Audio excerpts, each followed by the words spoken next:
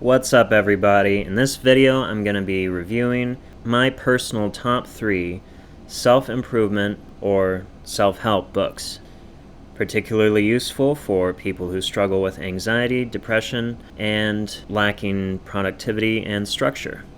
These 3 books have been helpful for me, and I've recalled a lot of their points even years later after reading them. These 3 books have helped me change from someone who, in my early 20s, who was very much a hypochondriac and worried about the future in general. And I hope that if you do read them, they help you as well. At number 3, we have Dale Carnegie's How to Stop Worrying and Start Living. This book is especially useful for people who struggle with worrying about possible future events, which may or may not actually be all that bad, if they do come to pass. Carnegie raises some particularly useful points in this book, including forgiving yourself and moving on from past regrets, as dwelling on the past and what you did or didn't do can ironically enable you to continue doing so, as well as keep you from enjoying the present and building a future. Another interesting point that Carnegie raises is that it's good to not worry about something until you have more information. This is particularly useful for people who possibly worry about their health and strange symptoms that they may or may not experience.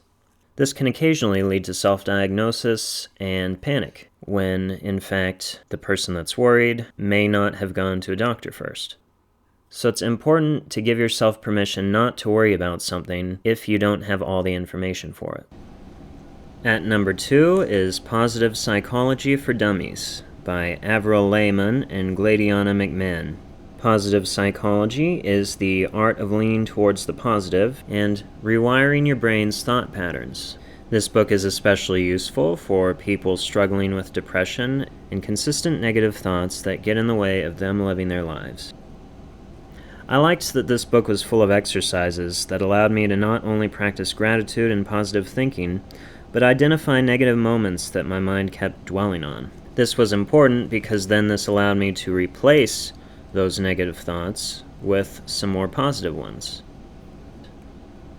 The authors of this book say that it's okay to skip over sections you don't need, but I found it particularly useful to read the entire book and go through all of the exercises, because it really gave me an idea of what positive psychology is and how it works, and it gave me a lot of techniques to try in order to not be so fatalistic. This book also emphasizes the value on building others up as well with positivity, including at work and at home, say if you're a parent.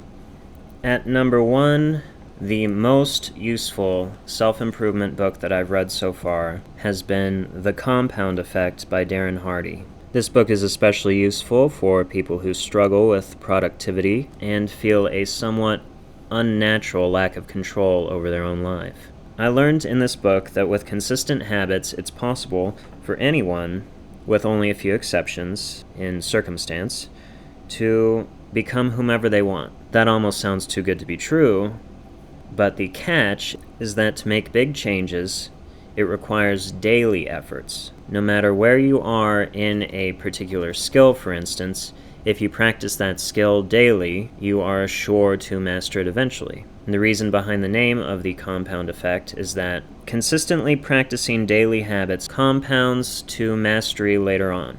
Other interesting takeaways that Hardy had to offer in this book were that I actually had more significant negative habits that I didn't even know about, and that this is true for many, many people, and that it's important to track them. If you track the amount of time you spend on a computer screen, for instance, the results may be surprising, which leads me to another takeaway. I learned that many people actually have more time than they think they do. Certain bad habits, such as consistent, leisurely screen viewing, when tracked, can show slots of times that can be replaced with better habits. Habits that lead you towards where you want to go.